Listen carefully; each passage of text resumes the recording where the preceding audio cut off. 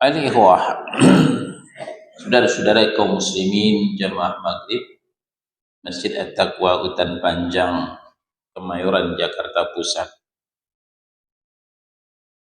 Kita masih di bagian yang ke-41 dari kitab Minhaj Firqatun Najiyah, jalan golongan yang selamat, berbicara tentang hadis-hadis dhaif dan maudhu'. Pekan lalu telah kita turunkan beberapa hadis ancaman dari Rasulullah sallallahu alaihi wasallam terhadap pembuat hadis palsu, termasuk juga yang mengedarkan, yang nge-share hadis palsu. Man kadzdzaba alayya muta'ammidan falyatabawwa maq'adahu minan nar. Barang siapa yang berdusta atas namaku dengan sengaja, maka carilah tempat tinggal di dalam neraka. Man qala alayya ma lam aqul falyatabawwa maq'adahu minan nar. Barang siapa yang berkata atas namaku apa yang tidak pernah kukatakan, carilah tempat tinggal di dalam neraka.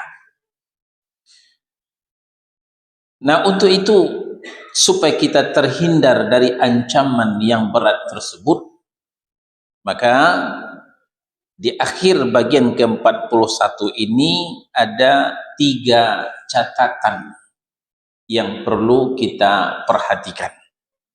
Kita di halaman 196.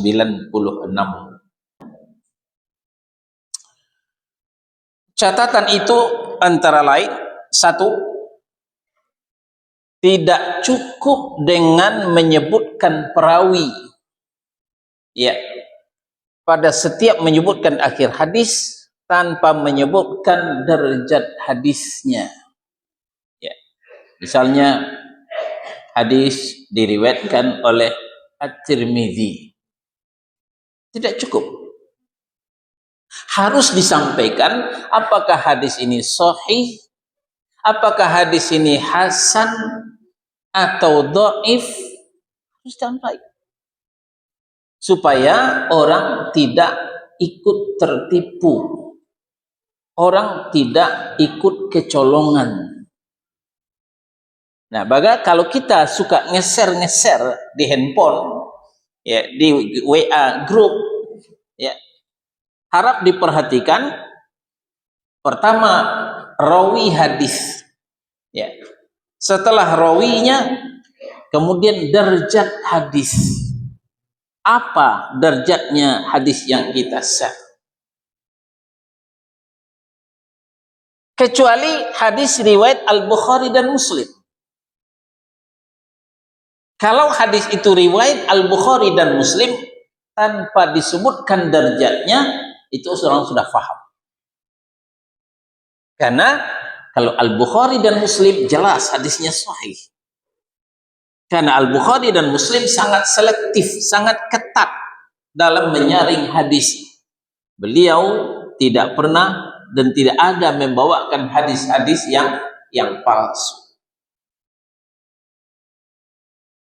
Malah Imam Al-Bukhari, kenapa kaum muslimin meletakkan referensi utama setelah Al-Quran? Imam Al-Bukhari setelah menyeleksi hadis, menanyakan ke ulama sana, sebelum mencantumkan dalam sahihnya, beliau istikharah dulu. Nah, berapa ribu hadis sahih Bukhari, sekian ribu pula lah beliau salat istikharah. Masya Allah. Kalau kita istikharah kapan? Kalau mau nambah istri, baru istikharah. Tapi Imam Al-Bukhari istikharah setiap mau mencantumkan hadis di sahihnya. Begitu ketatnya beliau dalam menyeleksi hadis Nabi. Nah, jadi yang pertama, tidak cukup pada akhir setiap hadis kita mengatakan hadis riwayat fulan, hadis riwayat At-Tirmidzi, atau lainnya. Kenapa? Karena kadang-kadang beliau juga meriwayatkan hadis yang tidak sahih dalam hadisnya. Karena itu kita harus menyebutkan derajat hadis itu. Kalau hadis itu sahih, ya katakan sahih. Kalau hadis itu dhaif, katakan dhaif. Katakan apa adanya. Supaya kita tidak mendapatkan ancaman falyatabawwa maq'adahu minan nar. Cari tempat tinggal di dalam neraka, kata Nabi sallallahu alaihi wasallam.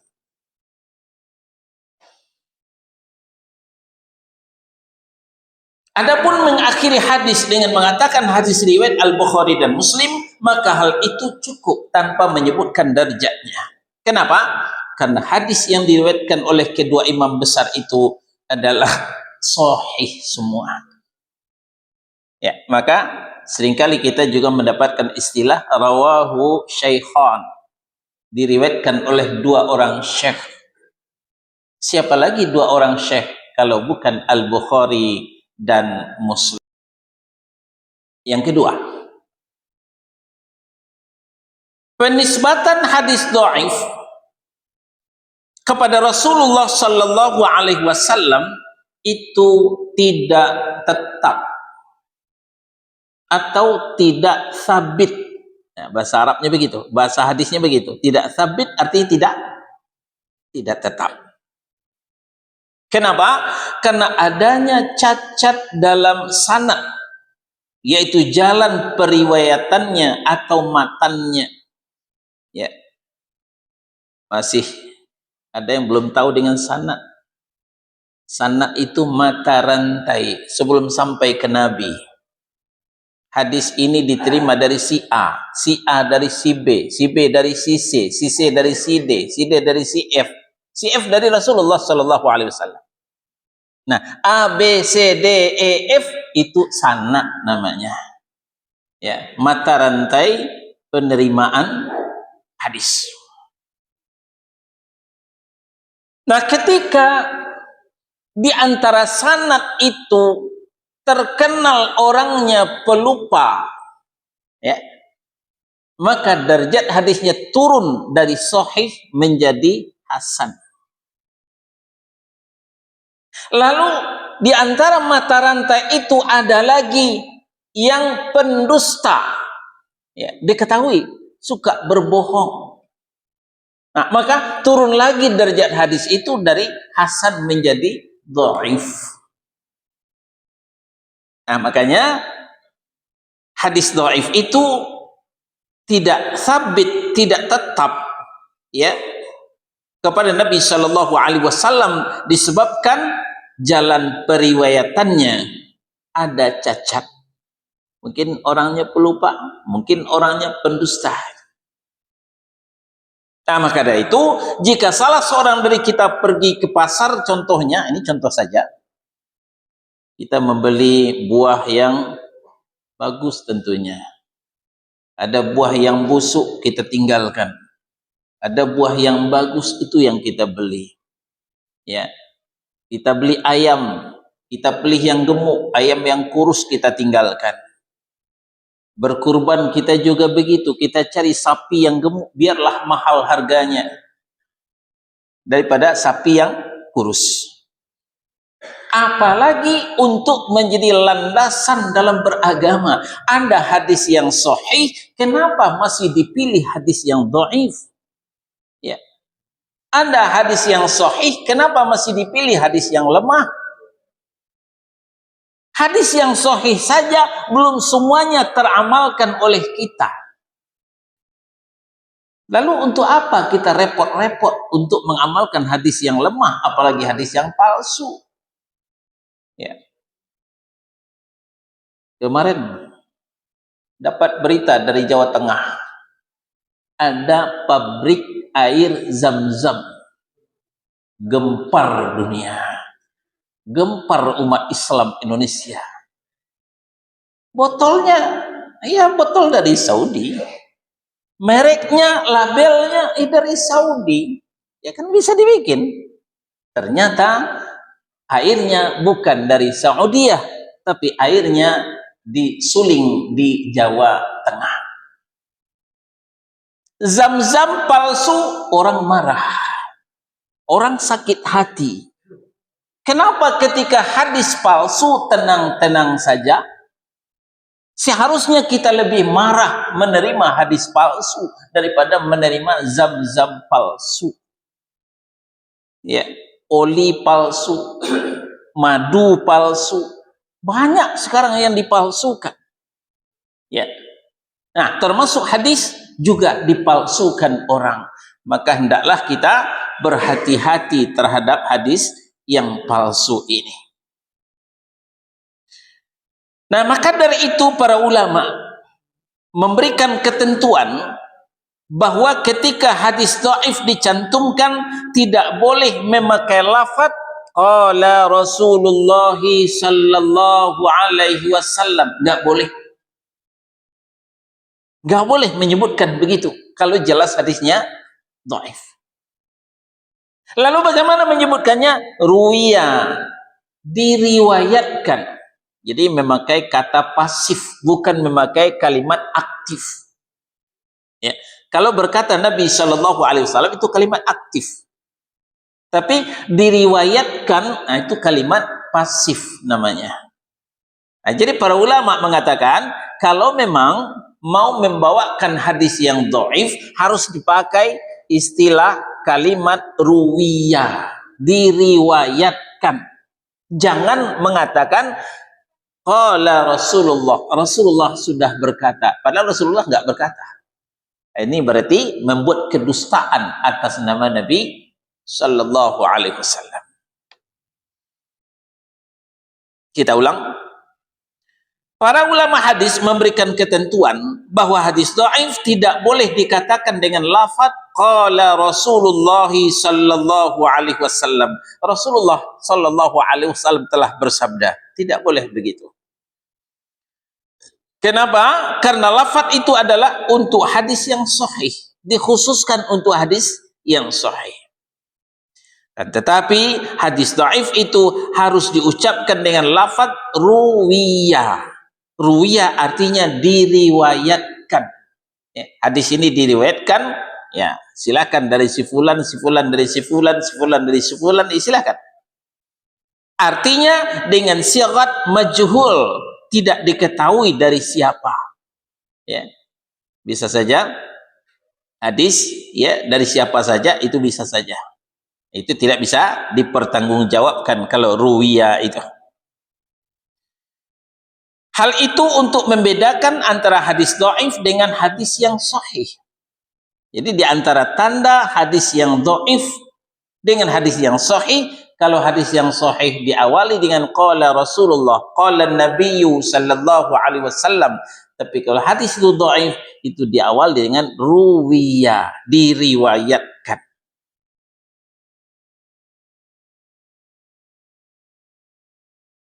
Catatan yang ketiga.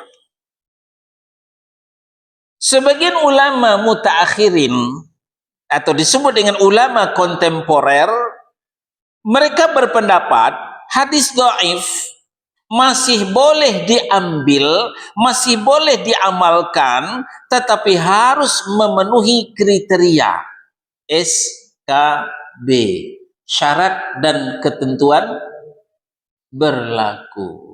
Nah, ini syaratnya. Ya.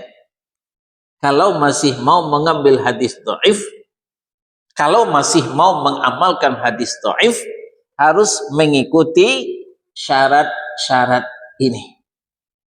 Kalau tidak, tidak boleh mengambil hadis dhaif. Tidak boleh mengamalkan hadis dhaif. Satu, hadisnya menyangkut fadilul amal. Ya, fadilul amal. Tidak boleh menyangkut akidah. Tidak boleh menyangkut hukum. Ya, kalau menyangkut akidah, menyangkut hukum, itu tidak bisa ditawar. Hadisnya harus sahih. Tidak boleh dhaif. Nah, tapi menyangkut fadilul a'mal, boleh menggunakan hadis yang dhaif. Nah, itu makanya kita menemukan dalam kitab Fadilul A'mal yang dibawa oleh saudara-saudara kita yang suka khuruj, itu banyak hadis dhaif di situ. Ya. Bahkan hadis maudhu juga banyak terdapat di situ. Yang pertama. Yang kedua, ada syawahid atau penunjang dari hadis yang sahih. Ya. Hadis ini diketahui lemah. Ya. Hadis ini diketahui lemah. Tapi ada hadis yang sahih yang semakna dengan itu. Nah, itu boleh dipakai. Ya. Artinya ada syawahid, ada penunjang. Jadi sehingga dhaif itu terangkat menjadi hasan. Contoh, hadis tentang sholat syuruk. Ya, tahu sholat syuruk? Ya, sholat 2 rakaat setelah matahari terbit. Ya, setelah matahari terbit, tunggu 15 menit, lalu sholat 2 rakaat. Kata Nabi, pahalanya sama dengan haji dan umroh. Hadisnya dhaif. Hadisnya dhaif. Namun ada hadis lain yang mengangkatnya. Nah, ini istilah hadis namanya syawahid. Ya. Sehingga hadis yang dhaif tadi terangkat menjadi hasan. Nah, maka kita boleh beramal dengan hadis yang hasan. Nah, maka sampai sekarang sholat syuruk itu masih diamalkan oleh kaum muslimin karena derajat hadisnya sudah terangkat dari dhaif kepada hasan. Ini pengaruh daripada syawahid, ya. Pengaruh daripada syawahid. Nah, demikian juga tentang hadis-hadis yang lain. Ya. Tidak mungkin kita sebutkan semua contoh-contohnya itu. Jadi hadis dhaif, kalau ada hadis yang sahih yang memperkuatnya, maka hadis yang dhaif itu terangkat menjadi hasan. Boleh kita amalkan, ya. Tidak lagi termasuk bid'ah. Yang ketiga, hadisnya tidak dhaif jiddan. Apa pula itu dhaif jiddan? Dhaif jiddan itu artinya lemah sekali, sangat lemah. Jadi hadis dhaif yang bisa kita pakai untuk fadhalil a'mal yang ada syawahidnya adalah tidak dhaif jiddan. Hadisnya tidak sangat lemah, tapi cuma sekadar lemah. Ya. Kalau lemah, diangkat dikit dia akan naik. Tapi kalau lemah banget, ya diangkat terus tetap jatuh ke bawah, nggak bisa diangkat lagi. Nah, itulah logikanya seperti itu. Jadi tidak dhaif jiddan. Kalau kita sering berseluncur di kitab hadis, ya, sering membaca kitab hadis, ya, apalagi ilmu mustalah hadis, itu akan ada kita temukan dhaif jiddan. Nah, itu. Jadi yang kita pakai cuma dhaif, tapi dhaif jiddan tidak bisa kita pakai. Yang keempat, ya, itu di halaman 198, tidak meyakini dari Rasulullah ketika mengamalkan hadis itu. Ya, ini ya memang ya kembali kepada yang saya katakan. Sudah ada hadis yang sahih, cukuplah di hadis yang sahih. Nggak usah lagi dibela-belain dengan hadis lemah itu. Ini poin yang keempat ini kan membuat kita buyar ini. Ya. Tidak meyakini dari Rasul ketika mengamalkannya. Ya. Perhatikan poin yang keempat di halaman 198. Hendaknya tidak meyakini ketika mengamalkan bahwa hadis itu berasal dari Rasulullah. Jadi kalau kita yakin bukan dari Rasulullah, Bukankah Rasulullah sudah mengingatkan, man amila amala laisa alaihi amruna fahuwa. Untuk apa kita amalkan kalau kan ditolak juga? Ya. Nah, maka di sini dikatakan sebagian ulama, tidak sepakat ulama. Ya, tidak sepakat ulama tentang bolehnya mengambil hadis dhaif dengan 4 syarat ini. Yang lebih aman tinggalkan hadis dhaif. Cukup mengamalkan hadis sahih minimal hasan. Nah, itu yang aman. Ya, itu yang lebih aman. Sekarang kita lihat contoh-contoh dari hadis yang bermasalah. Ya, rata-rata hadisnya populer, tapi bermasalah. Nah, kita ke bagian yang ke-42. Ya, halaman 199. Contoh hadis-hadis maudhu. Apa arti maudhu? Palsu atau hoax. 1. Hadis maudhu atau palsu. Innallaha qabada qabdatan min nurihi faqala laha kuni Muhammadan. Sesungguhnya Allah menggenggam segenggam dari cahayanya. Lalu Allah berfirman kepadanya, jadilah engkau Muhammad. Maka jadilah Muhammad dari cahaya Allah Subhanahu wa ta'ala. Ini laris manis di panggung maulid. Ya. Yang pertama diciptakan Allah adalah Nur Muhammad. Ya. Sebelum Allah menciptakan langit dan bumi, Allah terlebih dahulu menggenggam sebagian nurnya, lalu dia berkata, jadilah engkau Muhammad. Maka jadilah Muhammad sallallahu alaihi wasallam. Jadi Nabi Muhammad itu wal awwalu wal akhiru. Yang pertama awalnya nurnya diciptakan dan paling akhir dilahirkan. Tapi sumbernya hadis palsu. Yang benar, yang pertama kali diciptakan Allah adalah qalam, pena untuk menulis. Tapi bukan pena ini senter, bukan menulis gunanya. Ya, pena untuk menulis di Lauh Mahfuz, menuliskan setiap takdir para hambanya. Ini menurut hadis yang sahih. Yang kedua, masih hadis maudhu, hadis palsu. Awwalu ma khalaqallahu nuru nabiyyika ya Jabir. Nah, ini perkataan Nabi kepada Jabir. Ya, hei Jabir. Ya. Bukan Syekh Jabir ya. Bahwa yang pertama kali diciptakan oleh Allah adalah cahaya Nabi Nur Muhammad. Ya. Ternyata hadisnya juga maudhu, palsu. Yang ketiga, hadis la aslalah, tidak ada asalnya sama sekali. Tidak ada sumber asalnya. Entah dari mana ini hadisnya. Ucuk-ucuk hadis ini sampai dutan panjang. Entah dari mana, enggak jelas. Apa bunyinya? Tawassalu bijahi. Bertawassullah dengan menggunakan kedudukanku.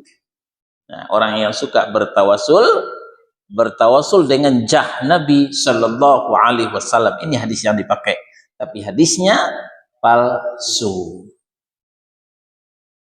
Yang keempat, masih hadis maudhu, palsu. Menurut Al-Hafiz Al-Dhahabi, man hajjah falam yazurni faqad jafani.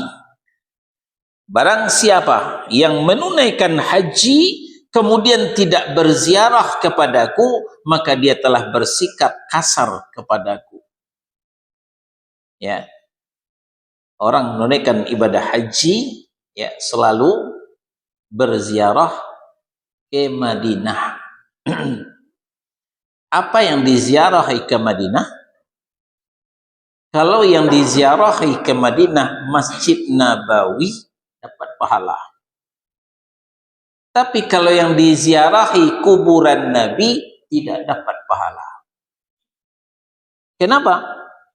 Karena Nabi itu sendiri yang mengatakan dalam hadis yang sahih, ya, la tushaddur rihal, tidak ada perjalanan jauh yang bernilai ibadah illa ila thalathati masajid, kecuali ketika menziarahi 3 masjid.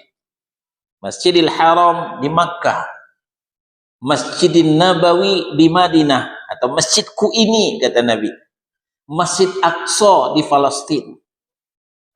Kalau begitu menziarahi kubur Nabi tidak ada pahalanya.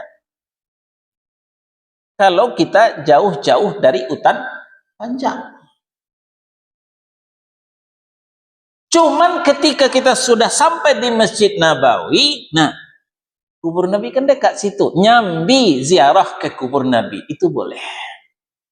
Tapi sengaja dari hutan panjang untuk menziarahi kuburan Nabi, nggak ada pahalanya, tidak bernilai ibadah. Nabi yang mengatakan. Nah, untuk mengkantar hadis yang sahih ini, maka keluarlah hadis yang palsu. Apa bunyinya? Man hajja, barang siapa yang menunaikan haji, falam yazurni, dia tidak berziarah ke kuburku, faqad jafani, berarti dia telah bersikap kasar kepadaku. Ini hadis tour and travel, ya, supaya kita nyater bus, supaya kita nyater taksi untuk ziarah ke kubur Nabi. Jadi sebenarnya di rukun haji itu tidak termasuk ziarah kepada kubur Nabi. Umpamanya kita menunaikan ibadah haji di Makkah saja, tidak ke Madinah, sahkah haji kita? Sah, tidak kurang suatu apapun. Nah, ziarah ke kubur Nabi itu sebenarnya karena kita sudah ziarah ke masjidnya Nabi. Jadi yang lebih utama itu adalah ziarah ke masjidnya Nabi. 1 kali sholat di Masjid Nabawi lebih baik daripada sholat 1000 kali di masjid yang lain, kata Nabi sallallahu alaihi wasallam. Yang kelima, juga termasuk hadis yang tidak ada sumber asalnya. Menurut Al-Hafiz Al-Iraqi, al-kalamu fil masjidi ya'kulul hasanati kama ta'kulun narul hatab. Pembicaraan di dalam masjid itu akan menghapus pahala kebaikan sebagaimana api memakan kayu bakar. Oh, nggak boleh ngobrol di masjid. Di masjid hanya berzikir saja. Kalau ngobrol, nah itu akan musnahlah amal ibadahnya seperti kayu kering dimakan oleh api. Hadis ini la aslalah, tidak ada asalnya. Ya, yang benar boleh ngobrol di masjid sepanjang yang dibicarakan itu penting. Tapi kalau cuma ngalur ngidul dengan suara yang kencang lagi mengganggu orang sedang sholat, nah ini nggak boleh. Ya, walaupun tidak ada nabi yang mengatakan seperti itu, ya, namun tetap tidak boleh bersuara kencang apalagi ketika orang lagi sholat. Ya. Nah, yang ada riwayat yang sahih, ada orang yang sedang sholat, lalu di sampingnya ada lagi yang baca Quran dengan suara yang kencang. Nah, lalu Nabi keluar dari kamarnya melihat, ditegur oleh Nabi yang baca Quran. Apa kata Nabi? Itu ada lagi sholat, dia bermunajat dengan Rabbnya. Jangan diganggu, kata Nabi Shallallahu Alaihi Wasallam. Bacaan apalagi yang lebih mulia daripada bacaan Al-Quran? Ya, ini baca Quran ini, kalamullah yang dibaca, ditegur oleh Nabi lantaran sebelahnya ada orang yang sholat. Nah, lalu bagaimana kalau kita nyanyi-nyanyi? Ya, Ini sambil nunggu waktu masuk ini wah wah wah wah wah wah wah wah. Orang lagi sholat sunnah, ya. Atau putar kaset tilawah, kaset murattal dengan suara yang kencang lagi. Sementara di masjid itu ada orang sholat sunnah. Gimana? Kalau hidup Nabi Shallallahu Alaihi Wasallam habis kita kena marah. Nah, maka sudah saatnya kita, ya, untuk meningkatkan, ya, terutama dalam hal Islam. Kan katanya as-sholatu mi'rajul mu'minin. Ini bukan hadis, jangan pula katakan hadis ya. As-sholatu mi'rajul mu'minin. Salat itu mi'rajnya orang mukmin. Apa yang kita mi'rajkan termasuk peradaban kita harus dimi'rajkan, ditingkatkan. Ya. Kan alasannya nyanyi-nyanyi sebelum waktu masuk itu membangunkan orang. Sekarang nggak masanya lagi membangunkan orang. Kenapa? Masing-masing orang sudah punya HP. Di masing-masing HP ada alarm. Untuk apa orang dibangun-bangunin? Ya. Itu berisik, nalak, mengganggu orang yang sedang bermunajat. Ada orang sedang tahajud, ya, menjelang azan subuh, menjelang fajar menyingsing, itu orang bertahajud, orang sholat witir, terganggu dia gara-gara kita nyanyi-nyanyi, nyetel speaker yang kencang. Jadi speaker itu kita setel hanya untuk azan saja. Azan dan iqamah silahkan. Tapi untuk baca Quran cukup kita sendiri yang mendengar, tidak usah didengar oleh orang lain. Apalagi ada orang yang sholat. Nah, kita kembali. Memang tidak layak berbicara di masjid, bicara ngalur ngidul, bicara yang tidak ada manfaatnya. Tapi Nabi tidak pernah mengatakan seperti hadis ini. Kalamun fi masjidi ya'kulul hasanati kama ta'kulun narul hatab. Pembicaraan di masjid akan memakan, akan menghapus pahala kebaikan sebagaimana api memakan kayu bakar. Hadis ini maudhu, palsu. Yang keenam, nah, ini juga populer ini. Hubbul watan minal iman. Cinta tanah air adalah sebagian daripada iman. Hubbul watan minal iman. Pernah dengar itu? Ini ternyata hadis palsu, ya, hadis maudhu. Ungkapan itu benar, ya. Ungkapan itu benar bahwa kita disuruh mencintai tanah air. Pahlawan kita bersimbah darah, pendahulu kita bersabung nyawa untuk melahirkan republik tercinta ini, maka kita wajib mencintai tanah air. Tapi jangan katakan itu kata Nabi, ya. Jangan itu katakan kata Nabi, hadis Nabi, hubbul watan minal iman, ya. Katakan saja kata si fulan, selesai, ya. Kata-kata bijak boleh, nasihat ulama enggak masalah. Yang penting jangan dikatakan itu hadis Nabi. Yang ketujuh, hadis palsu juga la aslalah, tidak ada sumber asalnya.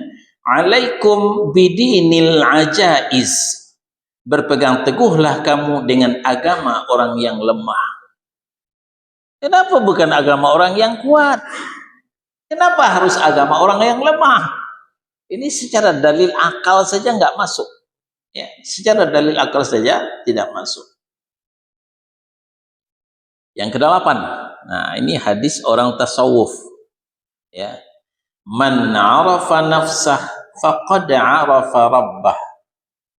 Barang siapa yang mengenal dirinya, maka dia telah mengenal Rabb-nya. Ini hadis populer di kalangan sufi, di kalangan ajaran tarikat tasawuf. Yang kesembilan, hadis la aslalah, tidak ada sumbernya. Kuntu kanzan makhfiyan. Aku adalah harta yang tersembunyi. Ya.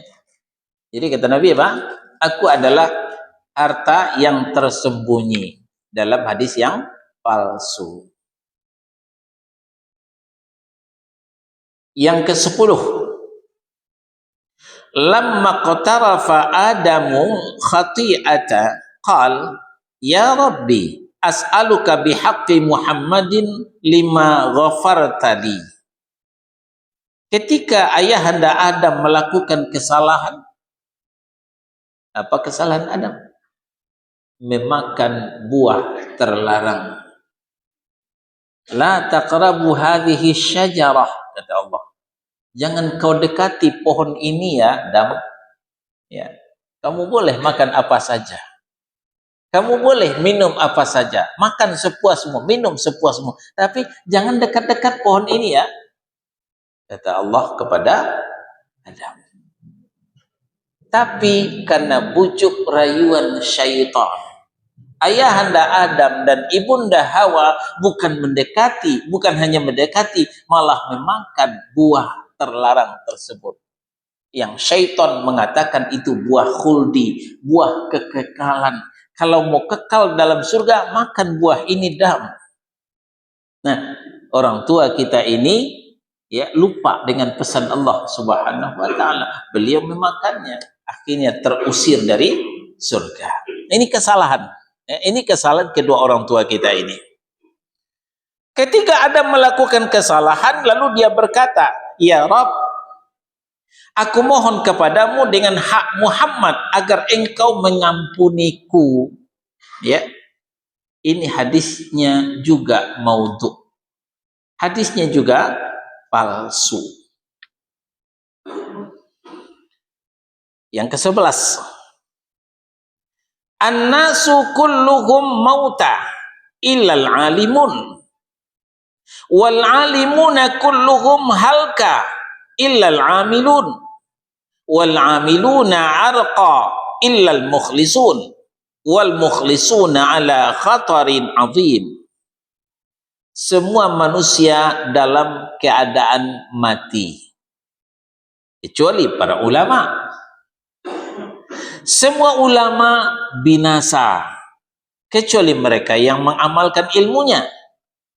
Semua orang yang beramal ilmunya tenggelam kecuali mereka yang ikhlas.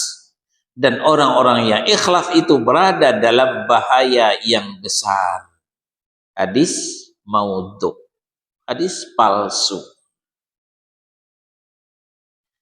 Yang ke-12, ashabi kan nujum bi ayyihim iqtadaitum ihtadaitum.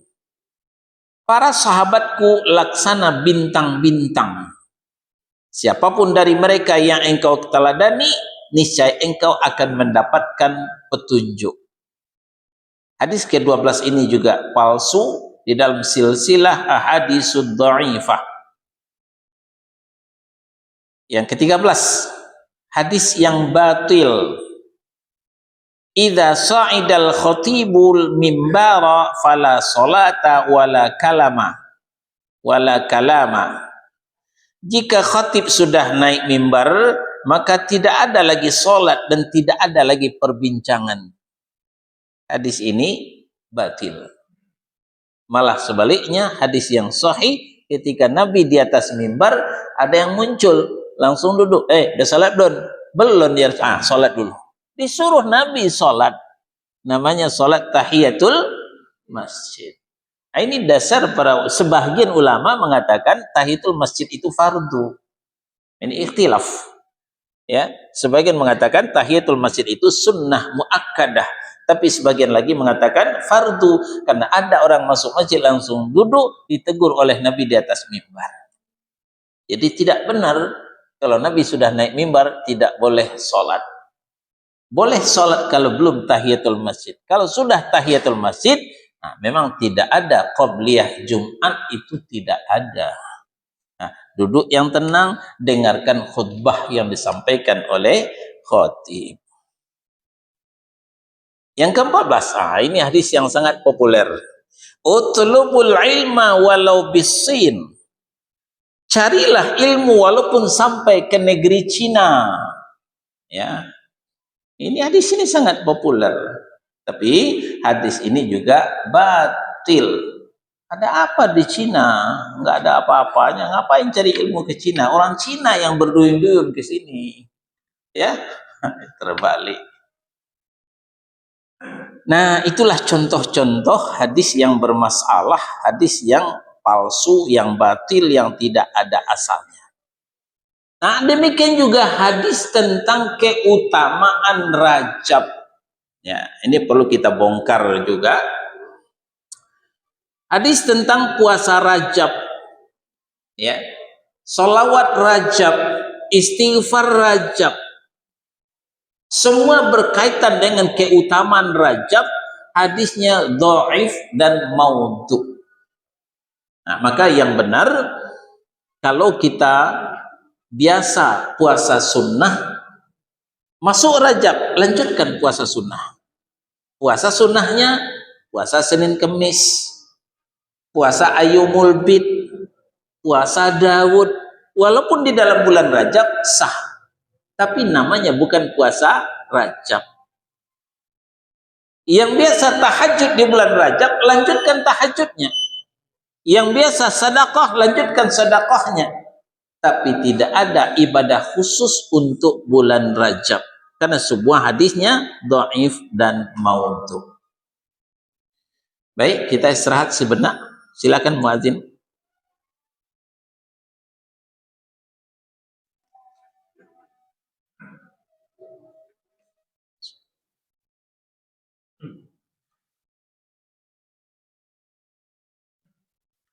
Selesai Januari akan berganti dengan Februari. Selesai Rajab, masuklah Sya'ban.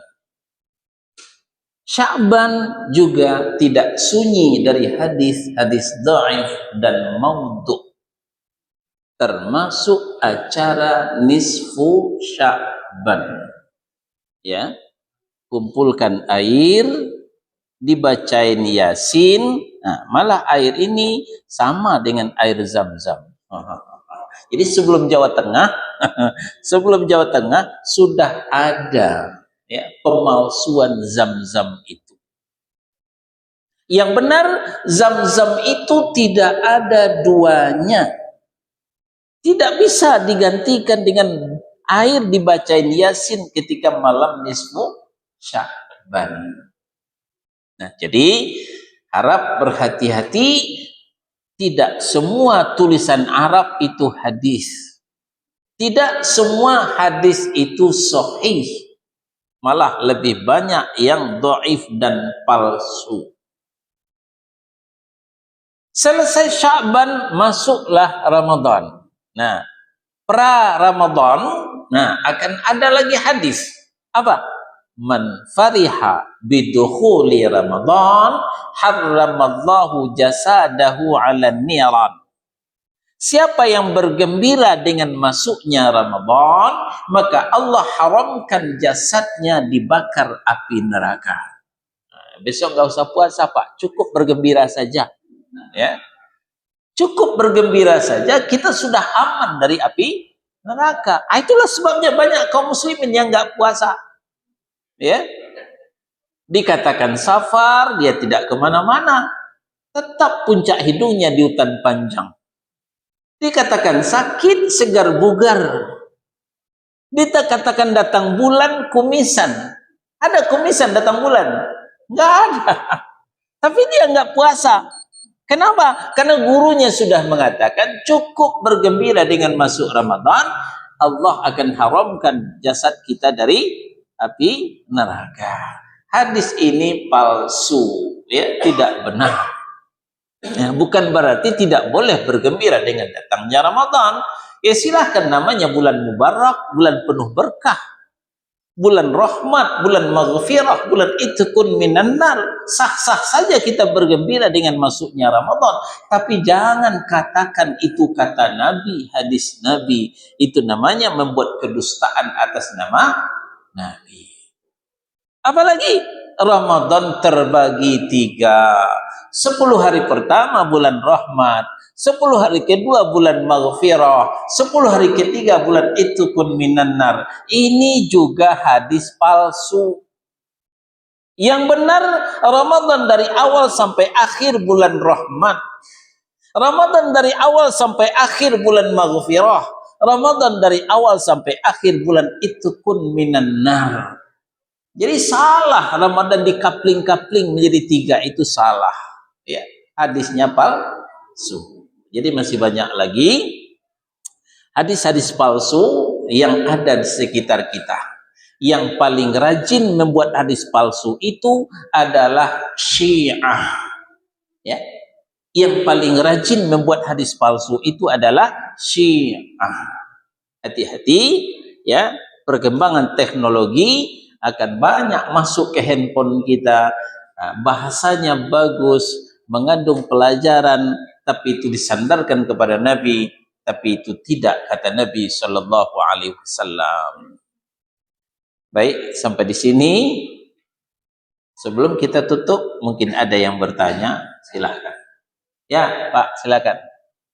Apa hukumnya gimana Pak kalau misalnya saya pernah menyampaikan hadis yang dulu saya lupa apa kata Pak Prof Ayyana Bukor dan untuk ilmu hukumnya gimana? Iya. Ya, itulah Pak. Ya, rata-rata kita ini kan mantan. Ya. Rata-rata kita ini mantan, Pak. Yang putih sejak lahir itu hanya Nabi dan Rasul. Ya. Rata-rata kita ini mantan, tapi beda-beda. Ada mantan orang bodoh, mantan musyrik, mantan bid'ah, mantan dosa, mantan maksiat, semua segala mantan. Ya, kita rata-rata mantan. Nah, lalu bagaimana jalan keluarganya? Jalan keluarganya tubu ilallah taubatan nasuha. Bertaubat kepada Allah dengan taubat nasuha. Wasari'u ila maghfiratin mir rabbikum. Bergegas, beristighfar, mendapatkan ampunan dari Rabbmu. Kata Allah Subhanahu wa taala, itu jalan keluar. Ya, adakan pemutihan, ya. Cara mengadakan pemutihan dengan bertaubat dan memperbanyak istighfar. Astaghfirullah wa atubu ilaih. Astaghfirullah wa atubu ilaih. Atau sayyidul istighfar, Allahumma anta rabbi. Perbanyaklah membaca. Demikian, wallahu a'lam. Ya, silakan Pak Joko.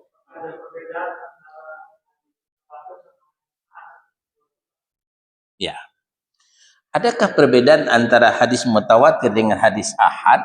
Ada. Ya. Hadis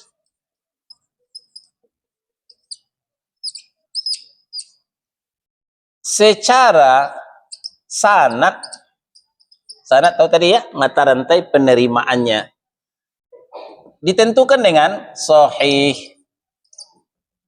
hasan, dhaif, maudhu.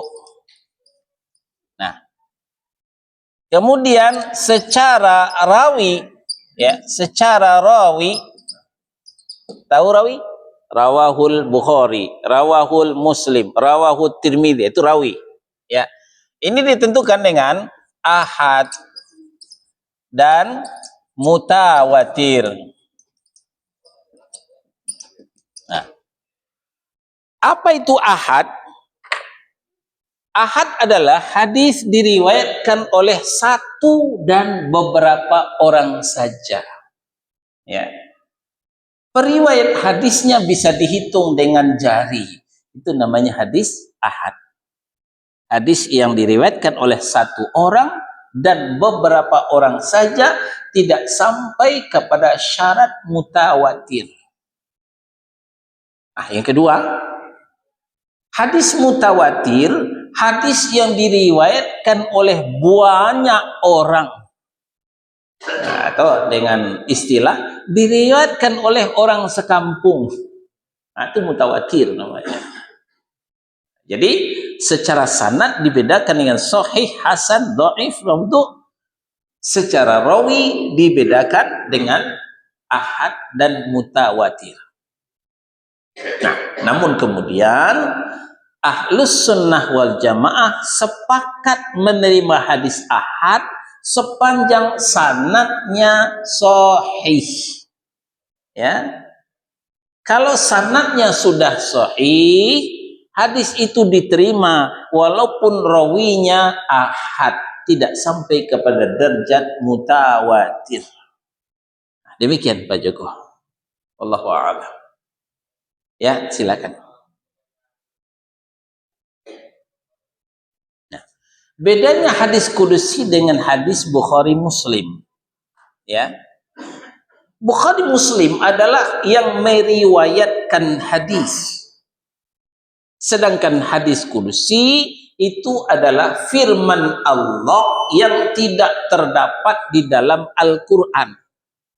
Jadi kalau kita buka kitab hadis, ya, disebutkan sanadnya hadis dari si fulan, ya, an dari si fulan dari fulan dari Rasulullah. Lalu Rasulullah bersabda. Selanjutnya, qala Allahu tabaraka wa ta'ala, Allah telah berfirman. Nah, lalu disampaikan firman Allah, tapi dicek dalam Al-Quran tidak ada. Itu namanya hadis kudusi. Firman Allah yang tidak ada dalam Al-Quran. Apa contohnya? Allah berfirman dalam hadis kudusi, irka' li arba'an fi awalil yaum. Rukuklah kepadaku 4 kali rukuk di awal hari. Awal hari kapan? Pagi. Ya. Maka akan kucukupi kebutuhanmu di akhir hari. Apa maksudnya? Rajin-rajinlah sholat duha. Insya Allah akan dicukupi kebutuhan kita di sore hari. Maka para ulama mengatakan sholat duha itu anak kunci rezeki. Maka sesibuk apapun kita, sempatkanlah sholat sunnah duha. Itu diantara dalilnya adalah hadis qudsi, firman Allah yang tidak terdapat dalam Al-Quran. Allahu a'lam. Ya, Pak Karsono.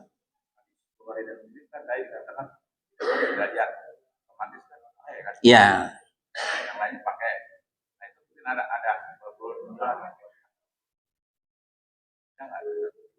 ya. Sebagaimana tidak semua Al-Quran pakai asbabun nuzul, begitupun tidak semua hadis pakai asbabul wurud. Ya.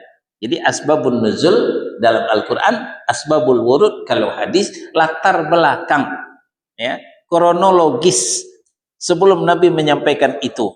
Nah, tidak semua hadis ada asbabul wurudnya. Sebagaimana tidak semua ayat Al-Quran itu ada asbabun nuzulnya. Ada sebagian pakai asbabul wurud, sebagian tidak pakai. Itu Pak. Ya, tidak ada lagi pertanyaan. Kita tutup sampai di sini. Subhanakallahumma wa bihamdika asyhadu an la ilaha illa anta astaghfiruka wa atubu ilaik. Wa sallallahu ala nabiyyina Muhammadin wa ala alihi wa sahbihi wasallam. Barakallahu li wa lakum. Wassalamu alaikum warahmatullahi wabarakatuh.